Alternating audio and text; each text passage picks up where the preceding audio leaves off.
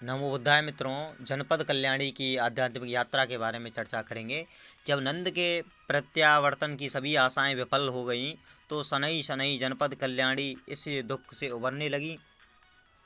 थोड़े समय बाद उन्हें लगा कि उनका संपूर्ण जीवन व्यर्थ और उद्देश्यहीन हो चुका है।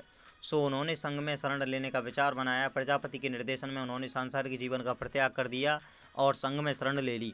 तब तक बुद्ध ने संघ में भिक्षुणियों के प्रवेश की अनुमति दे दी थी। तथापि उन्होंने संसार त्याग कर दिया था, पर अपने शरीर के प्रति उनका मोह कम नहीं हुआ था। अपने शारीरिक सौष्ठव का गर्व सदा उनमें पलता रहता। अपिचा शारीरिक सौंदर्य सहित अन्य सभी सांसारिक वस्तुओं की अनित्यता को रेखांकित करते बुद्ध वचनों को सुनने की वे हिम्मत न करती। साथ ही उन्होंने यह भी कभी नहीं सोचा कि उनकी अप्रतिम सुंदरता एक दिन धूमिल हो जाएगी। फिर भी एक दिन मठ की अन्य भिक्षुणियों के साथ वे बुद्ध के उपदेशों को सुनने चली गईं।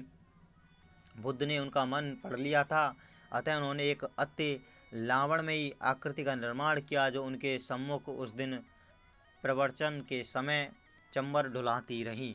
उपदेश के दौरान भी जनपद कल्याणी अपने लावण्य के प्रति काफ़ी सजग रहीं और इसी विषय में सोचती रहीं। पर जैसे जैसे बुद्ध का उपदेश आगे बढ़ा, उन्होंने अपने को तेजी से बूढ़ा होते पाया और वे बुद्धत्व की चरम सीमा तक पहुंच गईं। उनकी त्वचा पर झुर्रियाँ पड़ गईं, बाल सफ़ेद हो गए, स्तन लटक गए और अचानक लोगों की अब तक लोलुप आँखों के भाव बदल गए।